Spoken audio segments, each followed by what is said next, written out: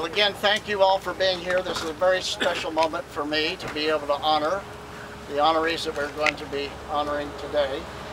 And we have asked Bob Porter, Colonel, United States Army, retired, and trustee of the Mount Soledad Veterans Memorial Association, to be our MC this morning.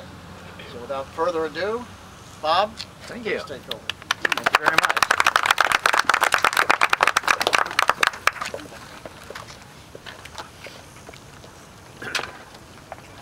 I'd like to welcome you to the Veterans Honor Ceremony. We've been doing this for about 11 years. They are very popular. We do them almost every weekend, sometimes 2 or 3 a weekend.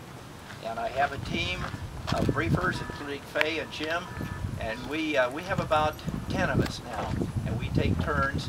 We always have an MC and 2 assistants. It really works well that way. And we are strictly military run. We've got a briefing manual, and there's hardly any way you can make a mistake here. We've had a few, but it's not us, it's the equipment. So we're here today to honor 5 veterans, and they're Commander Curtis Richardson, Commander DeForest Jarlman, Chief Warrant Officer James Leroy Fagg, Lieutenant Colonel Dennison Kitchell, and Lance Corporal James Kitchell, U.S. Marine Corps. So these are the newest plaques in the wall. They're on C wall, which is to my left. The way the walls work, A, B, C, D, E, F. I'm up on the E wall, up on the top there. And we have there, if you want to take a look later on, they're on C wall, bottom row, and it's just really quite outstanding that all of the family could be in the same area. That doesn't always happen. So today we're going to honor these 5 veterans, and they've served our country going as far back as 1934. They've served in World War II, Korea, and Vietnam. Let me tell you a little bit about veterans. A military veteran is defined by federal law as any person who served for any length of time in our military service. But a veteran is something far more and may be described in the following way: duty, honor, country, courage, commitment, loyalty, sacrifice, and selfless service. These are ordinary men and women who have made a conscious decision to raise their right hand and swear an oath to their country, to become something greater than themselves, and to serve, protect, and defend our nation from enemies both foreign and domestic. There is nothing more noble than service to your country, and honoring those who have served in the past, and continue to honor all soldiers, sailors, Marines, and airmen who currently serve in harm's way. And as you well know, with Afghanistan and Iraq, we certainly have that situation going on right now. All those who have served have taken an oath, a very simple oath. I, Robert O. Porter, will support and defend the Constitution of the United States against all enemies, foreign and domestic, to bear truth, faith, and allegiance to the same, so help me God. And if any of you that are veterans have done this at one time in your life. While a simple oath, it is not a simple calling. So often veterans are approached by our civilian population with a very simple phrase that veterans love to hear: thank you for your service to our country, or often, thank you for serving. I have this happen all the time, and I really appreciate it. So now we're going to have a very interesting little ceremony, which by presidential proclamation is reserved only for veterans. So it's time to honor for your service to our country and for preserving the rights, privileges, and freedoms we enjoy today. We will do this in a number of ways, but first we're going to raise the flag. So if all of you that are able to stand, if you'll please stand.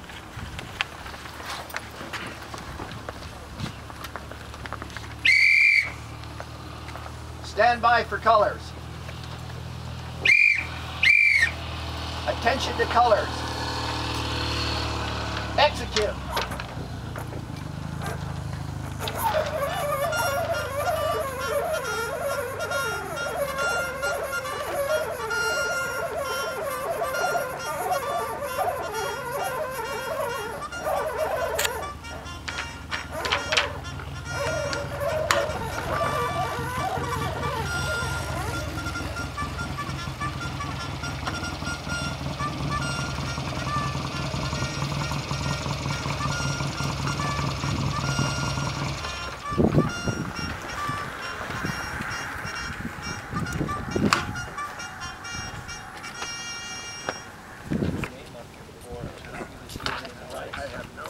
Oh, say, can you see by the dawn's early light what so proudly we hailed at the twilight's last gleaming, whose broad stripes and bright stars through the perilous fight o'er the ramparts we watched were so gallantly streaming, and the rocket's red glare, the bombs bursting in air, gave proof through the night that our flag was still there. Oh, say did that star-spangled banner yet wave o'er the land of the free and the home of the brave.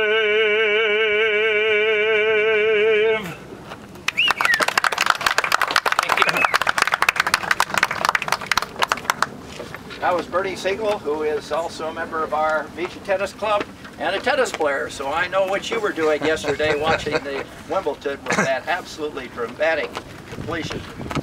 So be comfortable. I'm going to tell you a little bit about this wonderful place. So this is a rather unique wall in that we honor all war veterans serving from as far back as the Confederate and the Civil War to current conflicts. And unfortunately, we have quite a few veterans from the current conflicts on these walls now. We honor both living and deceased, and it's the only memorial that allows a war record on the plaque and also photo engraved with the same black granite as the Vietnam Memorial Wall. If you'll take a look here, for instance, this is Robert Mojereski, who is a Medal of Honor holder who I've had the pleasure to play golf with, and you see they present us a picture and then is photo engraved along with his decorations and medals, and then quite a few people have different things put on the plaques that they would like. If you're in the Navy, you may want to have a ship. If you're Air Force, a plane.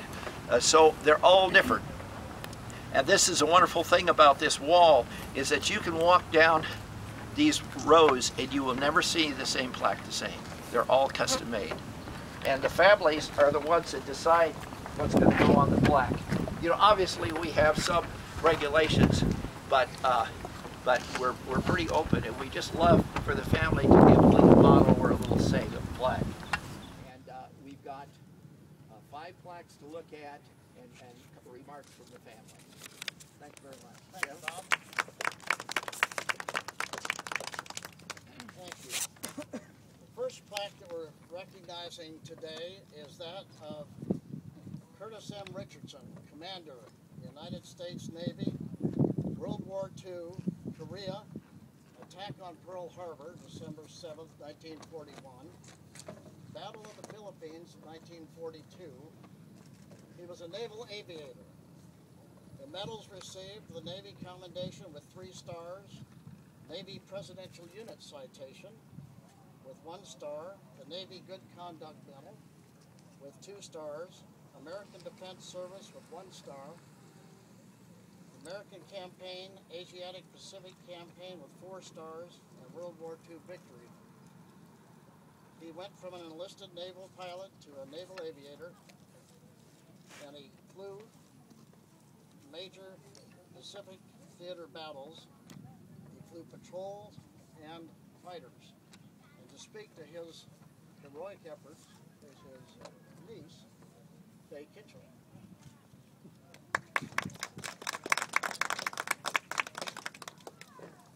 I am proud to honor my favorite uncle, Commander C.M. Richardson, on the walls of Mount Soledad Veterans Memorial.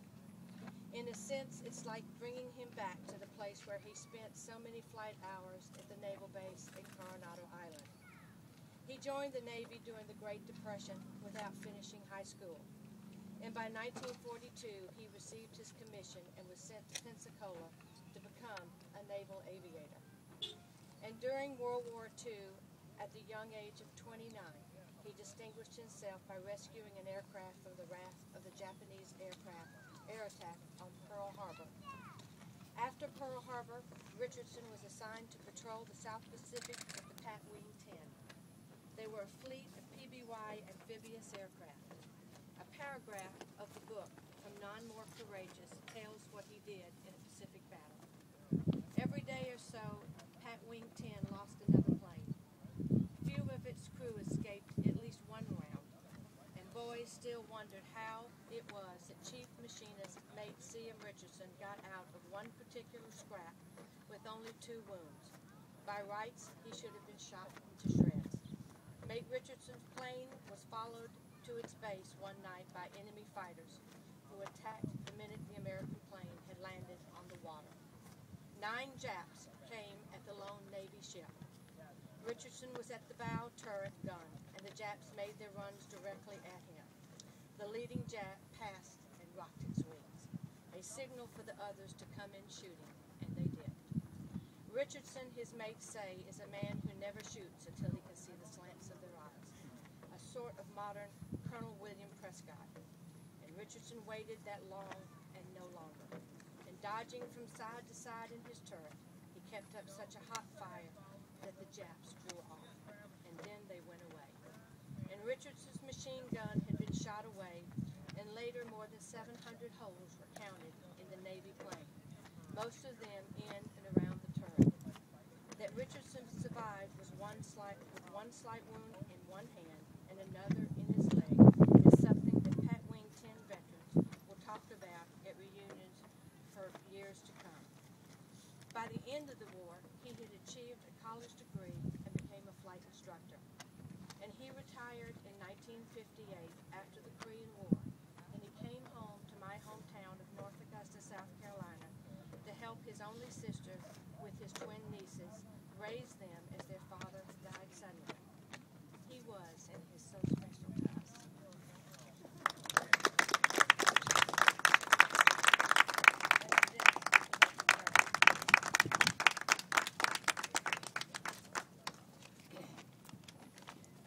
The next veteran to be honored is DeForest Q.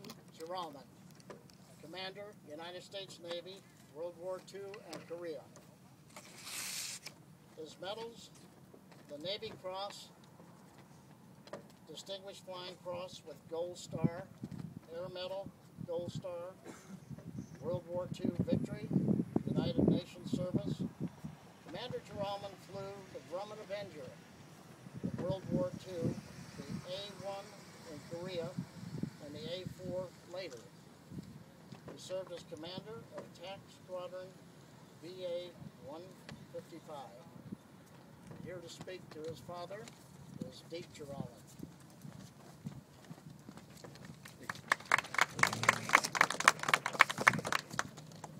Good morning, happy Independence Day.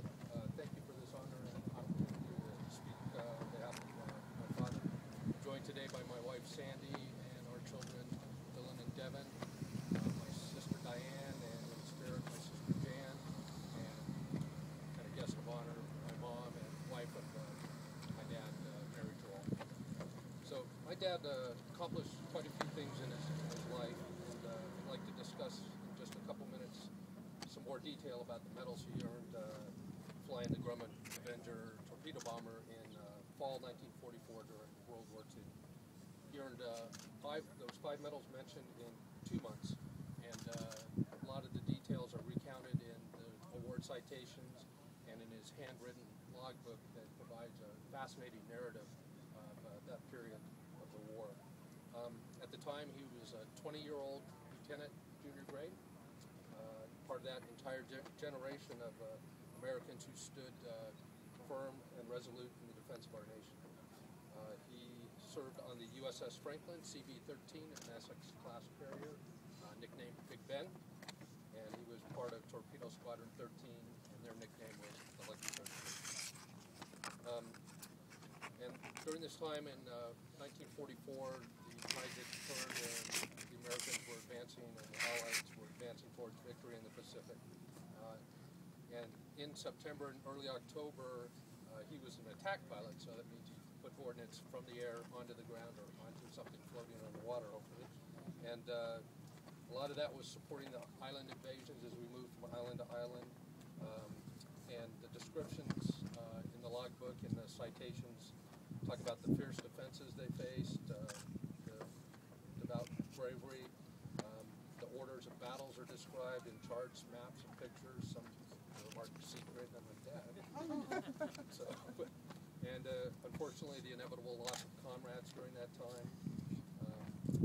They would make strikes on airfields, gun emplacements, troop concentrations, tanks, radio facilities, merchant supply ships, and Japanese naval vessels. And during that time, he earned the 2 air medals in his first distinguished flying cross.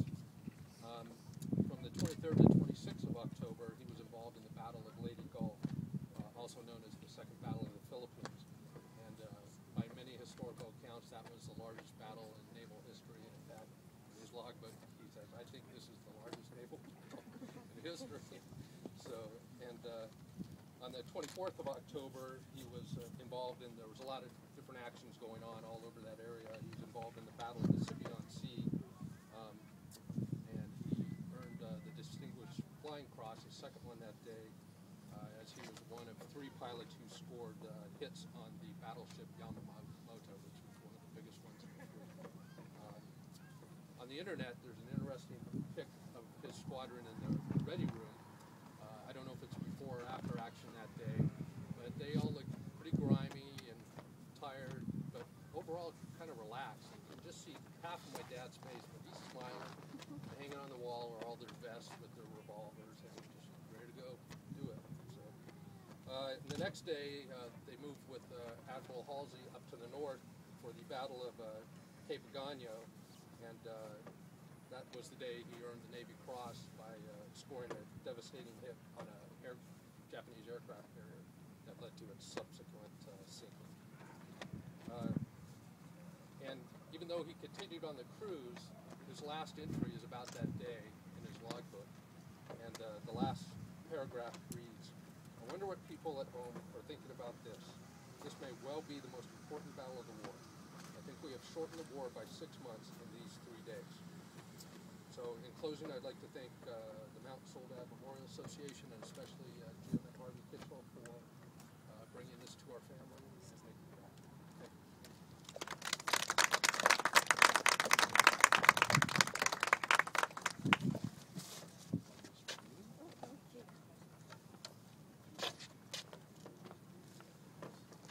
Thank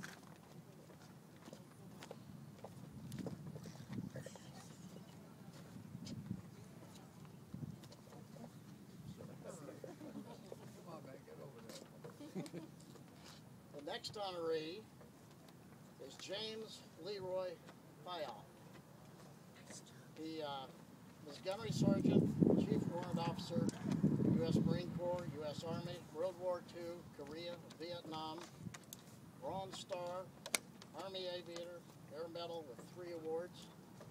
Other medals and ribbons include the Army Commendation, Good Conduct Award with 6 awards, Presidential Unit, American Defense Service, World War II Victory, Army of Occupation, National Defense Service, Korean Service, Vietnam Service, United Nations Service, and Vietnam Campaign 1960. He served with the Army and the Marine Corps in 3 wars as aviator, radar, gunner, and air traffic and airport controller.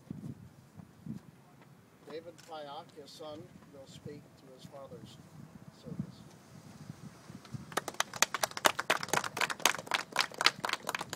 Thank you. I'm very proud to be here because I was very proud of my father. But he was one of those people I believe was always destined to be a soldier. That was his destiny. Some people want to be presidents. Some people want to be CEOs, whatever they want to be. He was a soldier. Joined the Marines at an early age, lied about his age so he could get into the service, went to Guadalcanal and several other events in the Pacific as a Marine, was a pilot, but didn't get to fly as a pilot. Got out of the Marine Corps in '47, and we were living in a small town, a small house, and the Korean War came along. My father did not have to go to war. He could have stayed home and done his job. But again, he went to war as a Marine.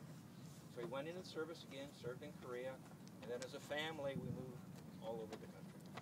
My dad wanted to be a pilot. That's all he wanted to do. The Marine Corps would not allow him to do it because he was an enlisted man. At this time, another event was coming on called the Vietnam War. And the Army says, we need pilots.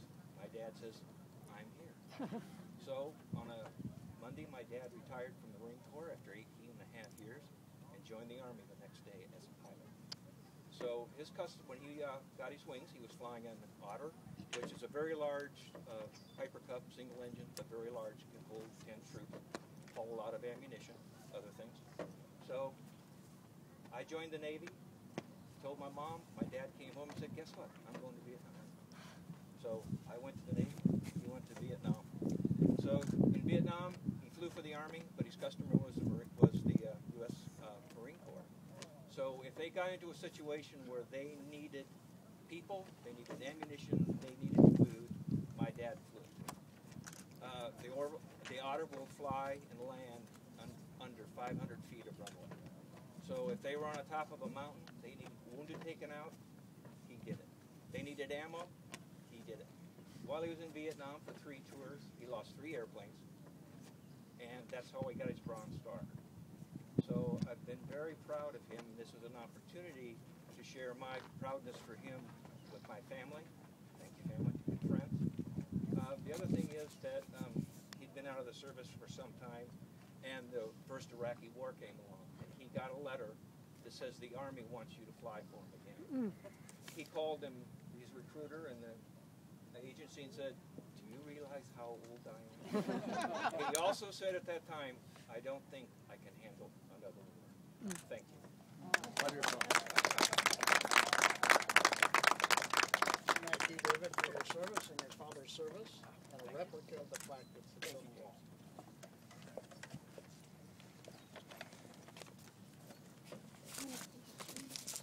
Our next veteran is Dennison Kitchell, Lieutenant Colonel, U.S. Army Air Corps, World War II, the 8th Air Force, American Campaign, European, African, Middle Eastern Campaign, World War II victory. Dennison served as a combat intelligence staff officer in Europe and at headquarters U.S. Army Air Force. And I've prepared a few comments to talk about Dennison Kitchell, Harvey's and my father.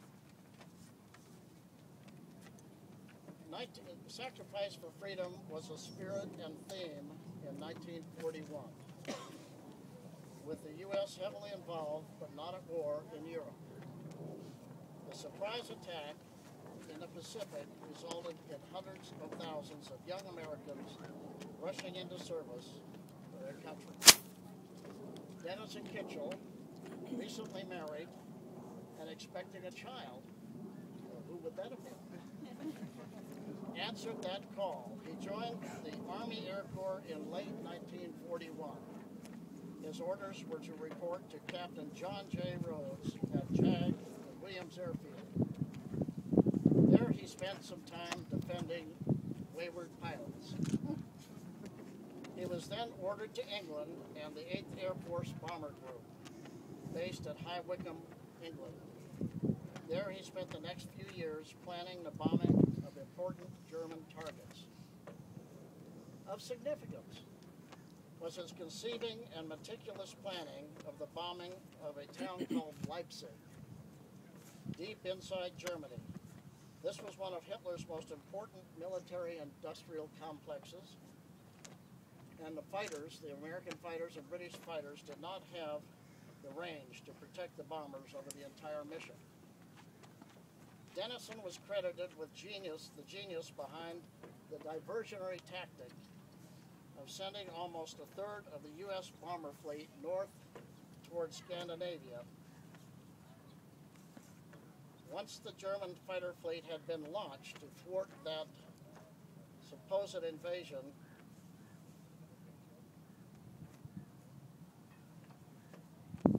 they launched the rest of the U.S. bombers into the main mission to Leipzig.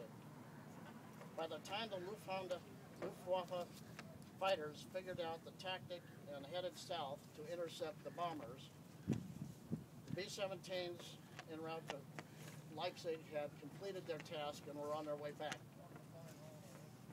That gave the mission time to be completed, and returning bombers were protected by fresh fighter cover upon their return. They were greeted over Germany by the mighty P-51s, which were the longest range fighters that the U.S. had at that time. Another experience related to me by Dennison Kitchell was while he was a major, and toward the end of the war, on D-Day, when he arrived at the office at High Wycombe Aerodrome, his new commander, General Jimmy Doolittle, was pacing the office frantically and looking out the window. And he said, "Denny," with exuberance, "do you know what I've just been doing?" And Kitchell replied, "No, but I think I'm going to hear it anyway." Doolittle said he had taken his P-51 out over the English Channel, and he had seen the most incredible force of power ever assembled in history, just about ready to start the invasion of Normandy. Well, finally, the 8th Air Force was assigned to the Pacific, and General Curtis LeMay, with a troop of B-29s, but the war ended with 2 large explosions, sending repercussions around the world, and Lieutenant Colonel, at that time Kitchell, returned stateside and went to his law practice in 1945. So that is a little story about our father.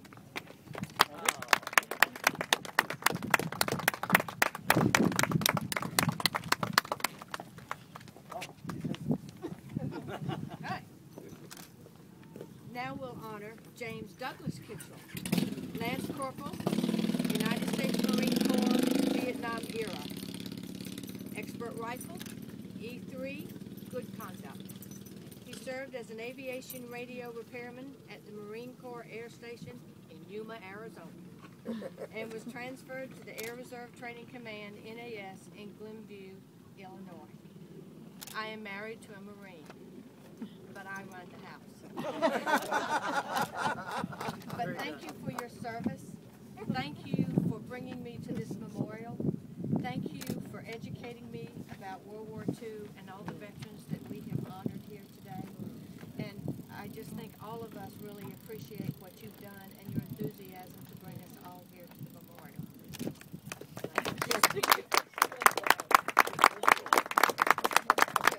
About time, And then we have David James Fayad. What? Electronic Technician, 2nd Class, United States Navy. Electronic Technician. Medal Ribbons, Navy Meritus Commendation 3. Navy Good Conduct, National Defense. And he was on the USS Benjamin Franklin. David, you and Tammy have been such dear friends. We consider you part of our family. We are thrilled that you have honored your father with a plaque on Mount Soledad, and you have enthusiastically helped and supported our volunteer efforts at this memorial. You are a true patriot in every sense of the word. This is most evident by your voicemail message at your office at Honeywell, where you ended with, quote, "And remember to pray for our troops in Monterey." I wanted to honor your service, your silent service aboard the U.S. Benjamin Franklin submarine, defending and protecting our freedoms by placing a plaque next to your father's plaque on this wonderful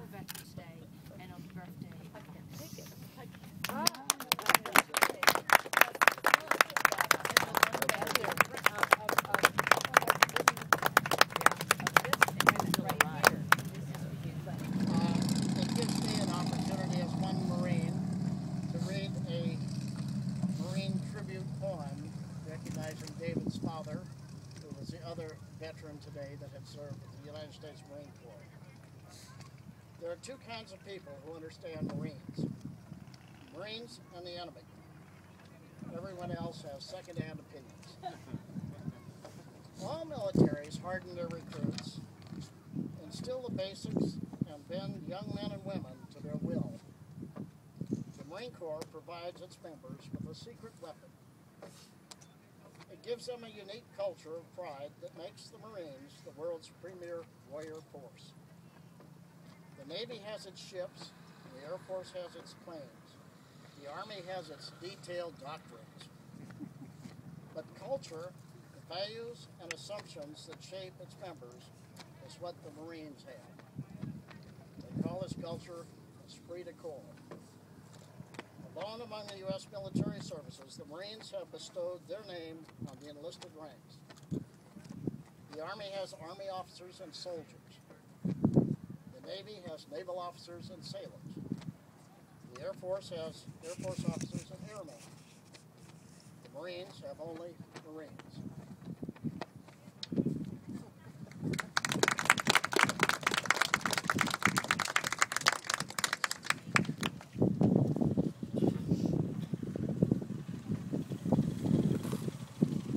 We have 4 veterans that are deceased. Commander Curtis Richardson, Commander DeForest Jarlbud, Chief Warrant Officer James Leroy Fyack, and Lieutenant Colonel Dennison Kitchell. We are now going to play taps in their honor. If you'll please stand.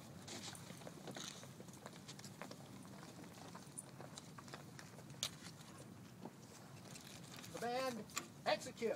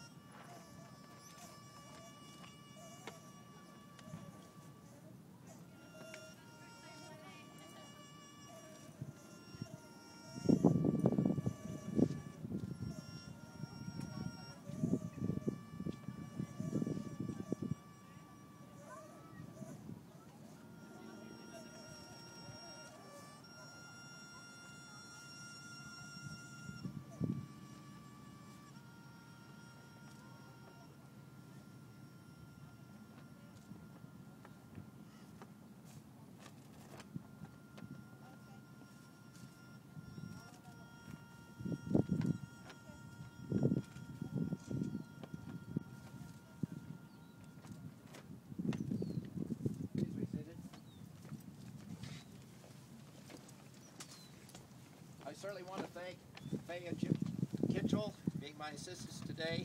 It's been very helpful, and I would like to mention, David, that some of my 875 parachute jumps were done out of the Otter, and we just love to jump out of the Otter because we could put about 20 on board, and then we'd all leap out at the same time and do formations in the air.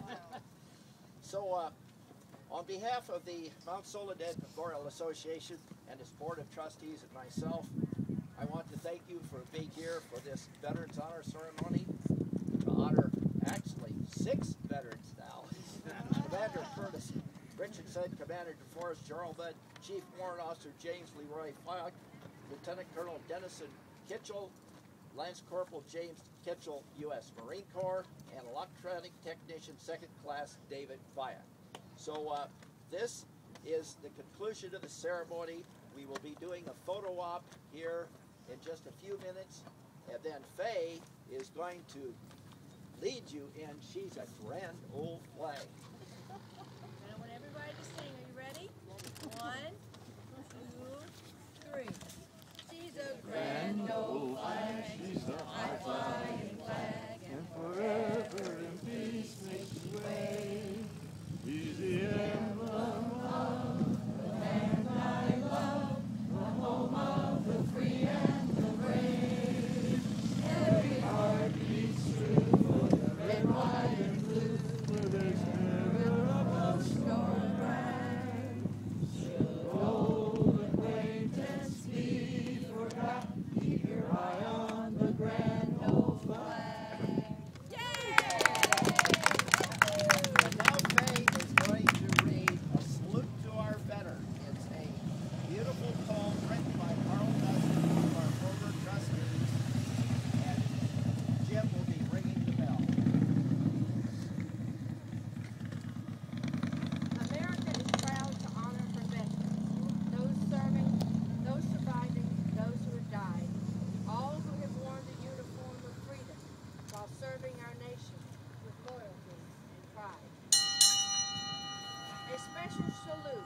those at rest, who gallantly gave their all, they stepped forward in answer to our nation's call. Taps have sounded for those brave veterans. Our flag now flies at half-staff. They fought to keep our freedoms as we stand in the shadow it casts. That freedom for which they were willing to die must never be taken away, for it is passed on to our military who serve us today. All of our veterans here today of America, we extend our thanks and deep appreciation. Thank you for your honorable service from your family, your friends, and the people of a grateful nation.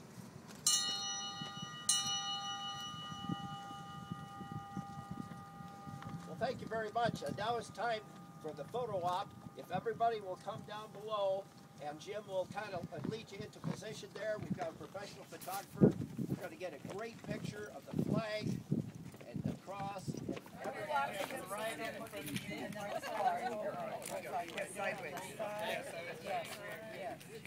Bill and Gary, we want to have at least one picture with you in it because we have a photographer taking it, so please come. I'll do it. All right, where's my wife? I want to be next to my wife. Do you want to come over here? Stand down here. There you go. One down, one more. There. Yeah. Yeah. Perfect. I have a professional photographer. Yeah. You're pretty professional. All right, everybody. Here we go.